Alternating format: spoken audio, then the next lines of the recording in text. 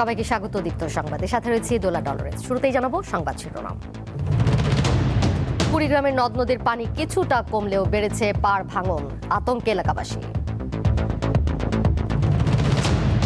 HSC ও সমমানের পরীক্ষা শুরু, 9টি শিক্ষা বোর্ডে পরীক্ষা হচ্ছে অভিন্ন প্রশ্নপত্রে। নৌকা চালিয়ে শিক্ষকদের বেতন জাতীয়করণ হচ্ছে বান্দরবানের সেই তিন্দু বিদ্যালয়।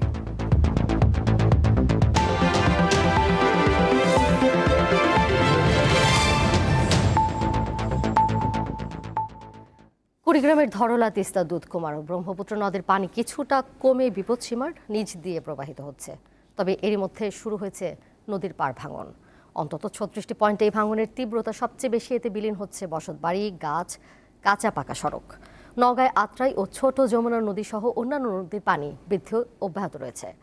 আত্রাই নদীর যোধবাজার পয়েন্টে পানি বিপদসীমার 51 সেন্টিমিটার এবং রেলওয়ে স্টেশন পয়েন্টে 45 সেন্টিমিটার নিচ দিয়ে প্রবাহিত হচ্ছে। ছোট যমুনা নদীর নান্দাইবাড়ি বেড়ি বাঁধের কয়েকশো মিটার এলাকা চরম ঝুঁকিপূর্ণ অবস্থায় রয়েছে।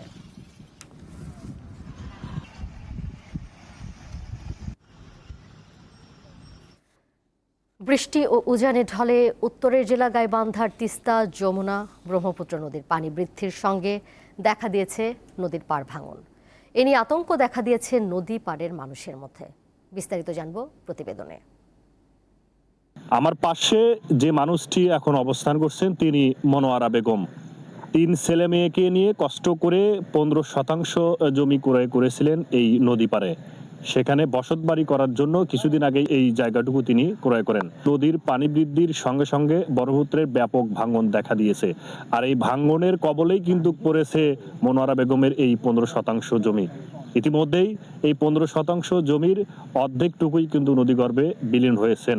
তার কষ্ট, তার দুঃখ, দুর্দশা দেখার আসলে কেউ নেই। যে শাকসবজি করছি সেই শাকসবজি ভাঙি যায় নাকছে। আমরা এখন কি করবো? পশ্চিমে আমার জায়গা জমি নেই যে সেখানে যা খারাপ হবো। এই পর্যন্ত একটা কোনো মন্ত্রী কি কেউ একটা মেম্বার চেয়ারম্যান আসি যে একটা দেখশন করা, যে জায়গাটাতে একটা বস্তা কি বলো ফেলানের কোনো বুদ্ধি হওয়া নাকছে না। আমরা এখন কি করবো? আমার চোল বল নিয়ে আমার এখন চিন্তা ভাবনার মধ্যে দিন কাটটা নাকছি খুব। উজান থেকে নেমে আসা পাহাড়ি ঢল আর গত রাত থেকে টানা বৃষ্টির কারণে গাইবান্ধার তিস্তা, ব্রহ্মপুত্র এবং যমুনা নদীর পানি বৃদ্ধি পেয়েছে। একদিকে যেমন পানি বৃদ্ধি পেয়েছে, অন্যদিকে এই পানি বৃদ্ধির ফলে কিন্তু ভাঙন ব্যাপকভাবে দেখা দিয়েছে। আমরা এখন অবস্থান করছি গাইবান্ধার ফুলছড়ি উপজেলার রসুলপুর এলাকায়। এখানে কিন্তু এই ভাঙন তীব্র আকার ধারণ করেছে। এই ভাঙনের ফলে নদী পাড়ের মানুষেরা বসতবাড়ি হারিয়ার পাশাপাশি তাদের আবাদি জমি এবং ফসলি জমি কিন্তু নদীগর্ভে বিলীন হয়েছে। দিশাহারা এই সকল মানুষদেরও আমরা কথা শুনবো। এমপিরে ভোটের সময় আইসা হাত ধরে পাও ধরে, আর এখন আমরা ভাইসা যাইতেছি আঙ্গরে এমপিরে খোঁজও নেয় না। জমি এখানে জমি সেখানে ভাঙি যাওয়া নাইছি, তেমন কুড়ি জায়গায় ঠাই নিবে, ঠাই নেওয়ার তো জায়গা নেই। বেমাত্রা পানি বাড়ার কারণে আমার এই মূলের আবারটা শুধু ভাঙি যাচ্ছে। তাও এই জায়গায় নদী কোনো বান্ধার কি কোনো আলাপ করতেছে না কোনো এমপি মন্ত্রী। নদী ভাঙ্গনের কবলে পড়ে বসতবাড়ি এবং ফসলি জমি হারিয়ে দিশেহারা এই সকল নদী পাড়ের মানুষদের প্রত্যাশা, সরকার যাতে দ্রুত সময়ের মধ্যে ভাঙ্গনকৃত এলাকায় জিও ব্যাগ অথবা সিসি ব্লক বসিয়ে ভাঙ্গন রোধ করে। গাইবান্ধার ব্রহ্মপুত্র পার থেকে আতোয়ার রহমান রানা, দীপ্ত সংবাদ। যাচ্ছি পরের প্রসঙ্গে। সারা দেশে শুরু হলো এইচএসসি ও সমমানের পরীক্ষা। অভিন্ন প্রশ্নপত্রে অংশ নিচ্ছেন 9টি সাধারণ শিক্ষা বোর্ডের শিক্ষার্থীরা। বৃহস্পতিবার হয় বাংলা প্রথম পত্রের পরীক্ষা। প্রথম দিনের পরীক্ষা শেষে শিক্ষার্থী ও অভিভাবকরা সার্বিক বিষয় নিয়ে সন্তুষ্টি জানান। বাংলা প্রথম পত্র পরীক্ষার মধ্য দিয়ে শুরু হলো এবছরের এইচএসসি ও সমমানের পরীক্ষা। এবছর পরীক্ষায় অংশ নিয়েছে 12,70,583 জন পরীক্ষার্থী। পরীক্ষা শুরু সকাল 10টায়, কিন্তু বেশিরভাগ শিক্ষার্থী বেশ আগেই কেন্দ্রে প্রবেশ করেন। ছিল থেমে থেমে বৃষ্টির ভোগান্তি আর বাইরে অপেক্ষায় অভিভাবকেরা। আমরা আসলে বাংলাদেশে থাকি এটা বলতে পারি না যে ভোগান্তি হবে না, কিন্তু একটু আগেই বের হয়ে গেছি। আজকে কোনো ভোগান্তি হয়নি, কারণ আগে বের হয়েছি তো কোনো ভোগান্তি হয়নি। 9টি সাধারণ শিক্ষা বোর্ডে অভিন্ন প্রশ্নপত্রে পরীক্ষা ও পরিবেশ নিয়ে খুশি বেশিরভাগ শিক্ষার্থীর মা বাবা। পরীক্ষার পদ্ধতি আলাদা, আমার থেকে এই জিনিসটা ভালোই লাগতেছে, সবাই একই কোশ্চেনে পরীক্ষা দিচ্ছে। সারা বাংলাদেশে একই প্রশ্নে পরীক্ষা হওয়ার জন্য মেধার যাচাই সমান হবে। প্রথম দিন বাংলা প্রথম পত্র পরীক্ষা শেষে প্রশ্নপত্র নিয়ে পরীক্ষার্থীরা সন্তোষ প্রকাশ করলেও বহু নির্বাচনী বা এমসিকিউ নিয়ে শঙ্কার কথা জানান। সবার জন্য পারার মতো হয়েছে, আশা করি সবাই পারবে এবং আলহামদুলিল্লাহ আমরা ভালো পরীক্ষা দিয়েছি, সকলে ভালো করবে। আলহামদুলিল্লাহ ভালোই হয়েছে, এমসিকিউ নিয়ে একটু সংশয় আছে আর কি। পরীক্ষা আলহামদুলিল্লাহ ভালো হয়েছে, কিন্তু আমরা ভাবছিলাম যে বাংলা প্রথম পত্রের হলো এমসিকিউটা খুব কঠিন হবে। প্রশ্ন স্ট্যান্ডার্ড ছিল ভালো, এমসিকিউ একটু হার্ড হয়েছে আর সিকিউটা সহজে আসছে। এবছর লিখিত পরীক্ষা 8 আগস্ট এবং ব্যবহারিক পরীক্ষা শেষ হবে 15 আগস্টের মধ্যে। স্বস্তিকা সিংহ, দীপ্ত সংবাদ, ঢাকা। আনুষ্ঠানিকভাবে নজরুল বর্ষ 2026-27 উদ্বোধন করেছেন প্রধানমন্ত্রী তারেক রহমান। সচিবালয়ে সকালে এক অনুষ্ঠানে তিনি এই কর্মসূচির উদ্বোধন করেন। এর মাধ্যমে দেশের 64 জেলা এবং নির্বাচিত 74টি উপজেলায় একযোগে নজরুল বর্ষ পালনের কার্যক্রম শুরু হলো। অনুষ্ঠানে প্রধানমন্ত্রী বলেন, জাতীয় কবি কাজী নজরুল ইসলামের সাহিত্য ও চিন্তায় সমগ্র বাংলাদেশের প্রতিচ্ছবি পাওয়া যায়। তিনি বলেন, নজরুলের সৃষ্টিকর্ম বাঙালি জাতির স্বাধীনতা, মুক্তি ও প্রতিবাদের চেতনাকে সবসময় অনুপ্রাণিত করেছে। 2026 সালের 25 মে থেকে 2027 সালের 25 মে পর্যন্ত সময়কে নজরুল বর্ষ হিসেবে ঘোষণা করা হয়েছে। এই সময় জুড়ে জাতীয় কবির জীবন, সাহিত্য ও সাংস্কৃতিক অবদান নিয়ে দেশব্যাপী বিভিন্ন কর্মসূচি পালন করা হবে। 25 মে থেকে অপশক্তি নিজেদের হীন দলীয় স্বার্থে মানুষের মধ্যে বিভেদ, বিরোধ সৃষ্টির অপচেষ্টা চালালেও সবাই মিলেমিশে থাকাই বাংলাদেশের মানুষের আবহমান কালের মূল্যবোধ। বর্তমান সরকারও এমন এক রাষ্ট্র এবং সমাজ বিনির্মাণের লক্ষ্যে কাজ করছে, যেখানে ধর্ম, বর্ণ নির্বিশেষে প্রতিটি মানুষ নির্বিঘ্নে নিরাপদে বসবাস করবে। শুধু মানুষের এই নিরাপত্তা নয়, আসুন কোনো প্রাণীও মানুষের হিংস্রতার শিকার যেন না হয়, বর্তমান সরকার সেটিও নিশ্চিত করতে চায়। বাংলাদেশের তিস্তা নদী প্রকল্পে চীনের সহায়তা অব্যাহত থাকবে বলে জানিয়েছেন ঢাকায় নিযুক্ত দেশটির রাষ্ট্রদূত ইয়াও ওয়েন। সম্প্রতি বাংলাদেশের প্রধানমন্ত্রী তারেক রহমানের চীন সফর নিয়ে বৃহস্পতিবার ঢাকায় অবস্থিত চীনের দূতাবাসে সংবাদ সম্মেলনে এই কথা বলেন তিনি। রাষ্ট্রদূত বলেন, তিস্তা প্রকল্পে চীনের অবস্থান অপরিবর্তিত রয়েছে। চীন তাদের সামর্থ্যের মধ্যে থেকে এই প্রকল্পে বাংলাদেশকে সহায়তা অব্যাহত রাখবে। এর বাইরে অন্য কোনো ইস্যু বেইজিংয়ের ভাবনার বিষয় নয়। ইয়াওয়েন আরও বলেন, প্রধানমন্ত্রী তারেক রহমানের চীন সফর অত্যন্ত সফল। এ সফরে দুই দেশের কৌশলগত পর্যায়ে সম্পর্কের উন্নতি হয়েছে।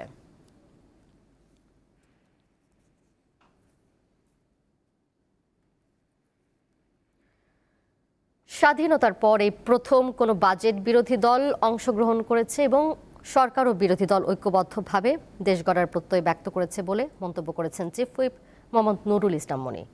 বৃহস্পতিবার জাতীয় সংসদের এলডি হলে বাজেট পরবর্তী সংসদ সম্মেলনে এই মন্তব্য করেন তিনি। চিফ হুইপ বলেন, বাংলাদেশের সংসদীয় ইতিহাসে এক অনন্য নজির স্থাপন করেছে তারেক রহমানের এই বাজেট। প্রধানমন্ত্রী এই বাজেটকে জীবন বান্ধব বাজেট হিসেবে অভিহিত করেছেন। বাজেট নিয়ে পক্ষে বিপক্ষে অনেক বিশ্লেষণ ও আলোচনা হয়েছে। নিয়ম অনুযায়ী বিরোধী দলের জন্য 26% সময় বরাদ্দ থাকলেও তারা প্রায় 31% সময় বক্তব্য রাখার সুযোগ পেয়েছেন বলেও জানান চিফ হুইপ। পদ্মা রেল সেতুর পিলারের নিচের মাটি কাটার কোনো নেতিবাচক প্রভাব নেই, বরং ইতিবাচক প্রভাব রয়েছে বলে জানিয়েছেন সড়ক পরিবহন ও সেতু, রেলপথ এবং নৌ পরিবহন মন্ত্রী শেখ রবিউল আলম। সকালে নারায়ণগঞ্জ সদর উপজেলার ফতুল্লার আলীগঞ্জ এলাকায় পদ্মা রেল ব্রিজের ভায়াডাক্টের নিচে চলমান ডিমোবিলাইজেশন কার্যক্রম পরিদর্শনে গিয়ে তিনি একথা বলেন। এই সময় মন্ত্রী আরও বলেন, ভায়াডাক্ট নির্মাণের সময় ভারী যন্ত্রপাতির চলাচলের জন্য অস্থায়ীভাবে ভরাট করা মাটি এখন প্রকল্পের নকশা ও চুক্তি অনুযায়ী অপসারণ করা হচ্ছে। পদ্মা রেল সেতুর ভায়াডাক্টের নিচে মাটি অপসারণের ফলে রেল লাইন বা কাঠামোর কোনো ধরনের ঝুঁকি সৃষ্টি হবে না, বরং প্রকল্পের নিরাপত্তা, পরিবেশের স্বাভাবিক অবস্থা ফিরিয়ে আনা এবং ভবিষ্যৎ পরিকল্পনার স্বার্থেই এই কাজ করা হচ্ছে।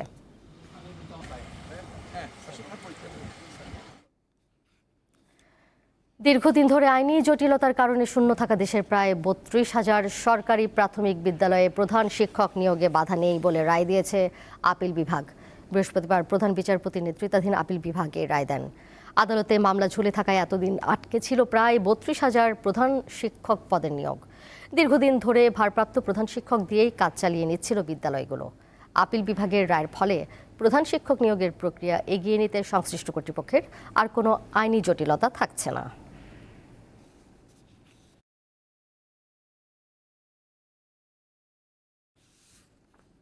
এবারে কেওয়াই স্টিল চট্টগ্রাম সংবাদ।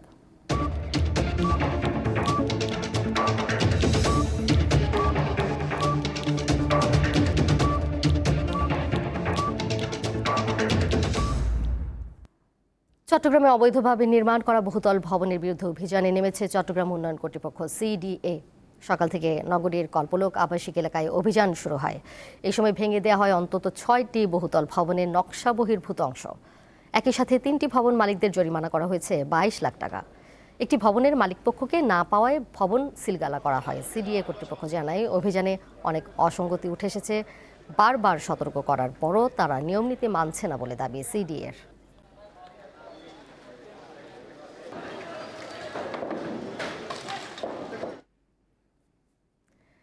বান্দরবানের তিন্দু নিম্ন মাধ্যমিক বিদ্যালয়ে জাতীয়করণের নির্দেশ দিয়েছেন প্রধানমন্ত্রী। সম্প্রতি সামাজিক যোগাযোগ মাধ্যমে বিদ্যালয়ের প্রধান শিক্ষক বামং খিয়াং মিংলেনের সংগ্রামের বিষয়টি প্রধানমন্ত্রীর নজরে আসে। স্কুলটির প্রধান শিক্ষক তার সহকর্মীদের বেতন যোগাতে নিজেই নৌকা চালান। বাংলাদেশের অনেক দুর্গম জনপদের মতো তিন্দুতেও শিক্ষা একসময় ছিল বিলাসিতা। নদী, পাহাড় আর দারিদ্র অসংখ্য শিশুর স্বপ্ন থামিয়ে দিয়েছিল। কিন্তু একজন প্রধান শিক্ষক দেখিয়ে দিয়েছেন রাষ্ট্রের সহায়তা না থাকলেও স্বপ্ন থেমে থাকে না। এখন রাষ্ট্রই সে স্বপ্নের পাশে দাঁড়ানোর সিদ্ধান্ত নিয়েছে। শিক্ষকতা শুধু একটা পেশা নয়, একটা দায়বদ্ধতা। তার সেই সংগ্রামের গল্পই আজ পৌঁছে গেছে পুরো বাংলাদেশে। শিক্ষকদের বেতন জোগাতে আমি এই পদটা চ্যালেঞ্জ হলেও আমাকে গ্রহণ করতে হয়েছে। তারপরে আমি যেহেতু পেশা না, সেই নৌকা চালানো অনেকগুলো সমস্যার সম্মুখীন হতে হয়। যেমন নৌকার পাথরগুলো মাঝখানে করে যখন আমি নৌকা চালাই, অনেক সময় পাথরের ধাক্কা খেয়ে অ্যাক্সিডেন্ট হওয়া বা দুর্ঘটনা ঘটা, এইগুলো আশঙ্কায় সবসময় আমার মাথায় কাজ করে। এবং ওই দুর্ঘটনা হবে এই জানা সত্ত্বেও আমি কিন্তু এই পথে নামার ছাড়া বিকল্প নয়। কারণ শিক্ষকরা বেতন না পেয়ে, নিয়মিত বেতন না পেয়ে বা বেতন ছাড়া কিভাবে তাদের সংসার চলবে এবং পাঠদান কিভাবে করবে, এই তাগিদে কিন্তু মূলত 1 টাকা হোক বা 2 টাকা হোক, 1 মাসে হোক বা 1.5 মাস হোক বা হাফ মাস হোক, যাতে করে তাদের বেতন যাতে করে অল্প টাকা হলেও আমি দিতে পারি, এই রিস্কে, এই ঝুঁকিতে আমি নেমেছি। এবং এই আমাদের কষ্টের কথা প্রধানমন্ত্রীর নজরে আসাতে আমাদের মাননীয় শিক্ষামন্ত্রী সংসদে ঘোষণা দিয়েছেন, শুনে আমরা খুবই আনন্দিত। মাননীয় প্রধানমন্ত্রী এবং মাননীয় শিক্ষামন্ত্রীকে ধন্যবাদ দেই যে আমাদের স্কুলটাকে, আমাদের বিদ্যালয়টাকে সরকারিকরণের জন্য উদ্যোগ নিয়েছেন এবং আমাদেরকে উৎসাহিত করেছেন। সুশিক্ষিত হওয়ার জন্য আমরা প্রতিদিন নৌকা দিয়ে স্কুলে আসি। তাই আমাদের আর কষ্ট হবে না এবং শিক্ষকদেরও তেমন কষ্ট হবে না। তাই আমরা অনেক খুশি। একটা প্রতিষ্ঠানের প্রধান শিক্ষক যে বইটা ধরে নৌকা চালানো, কিন্তু এটা সহজ কথা না। আমাদেরকে সেবা দেওয়ার জন্য, আমাদের জন্য বেতন যোগানোর জন্য উনি নিজের সম্মানটাকে বিসর্জন দিয়ে উনি কিন্তু এই কাজটা ধরেছেন এবং করেছেন।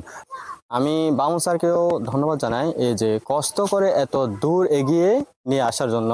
এখানকার স্থানীয়দের প্রত্যাশা, জাতীয়করণের মাধ্যমে শুধু একটি বিদ্যালয় নয়, বদলে যাবে পুরো তিন্দু ইউনিয়নের ভবিষ্যৎ। কেময়ং মার্মা, দীপ্ত সংবাদ, তিন্দু, থানচি, বান্দরবান। 31 আগস্ট থেকে উজবেকিস্তানে শুরু হচ্ছে অনূর্ধ্ব 20 এশিয়ান কাপ বাছাই পর্ব। কঠিন গ্রুপে পড়েছে বাংলাদেশ। 2 সাবেক চ্যাম্পিয়ন উজবেকিস্তান ও সিরিয়ার সঙ্গে রয়েছে ভারত। 4 দলের গ্রুপ থেকে চ্যাম্পিয়ন হতে পারলে 2027 অনূর্ধ্ব 20 এশিয়ান কাপের টিকিট মিলবে। এই আসরকে সামনে রেখে বাংলাদেশ দলের প্রস্তুতি ও নতুন প্রধান কোচ জেরার্ড এমলিন জোন্সকে বাফুফে ভবনে পরিচয় করিয়ে দিতে সংবাদ সম্মেলনের আয়োজন করা হয়। প্রাথমিক স্কোয়াডে 44 জন থাকলেও 31 জন খেলোয়াড় ক্যাম্পে যোগ দিয়েছেন। অনেকের পরীক্ষা থাকায় ক্যাম্পে যোগ দেবেন দেরিতে। যশোরেই ক্যাম্প চলবে 31 জুলাই পর্যন্ত। এরপর ঢাকায় ফিরে আরও 2 সপ্তাহ অনুশীলন করে উজবেকিস্তান যাবে দল।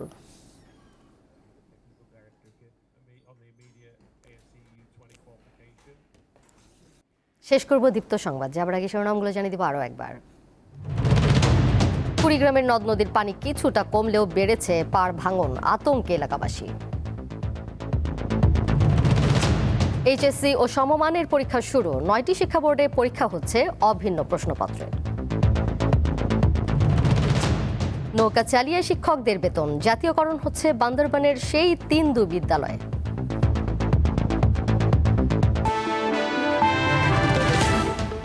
এই ছিল এখনকার মতো। পরের সংবাদ দেখবেন সন্ধ্যা 6:40।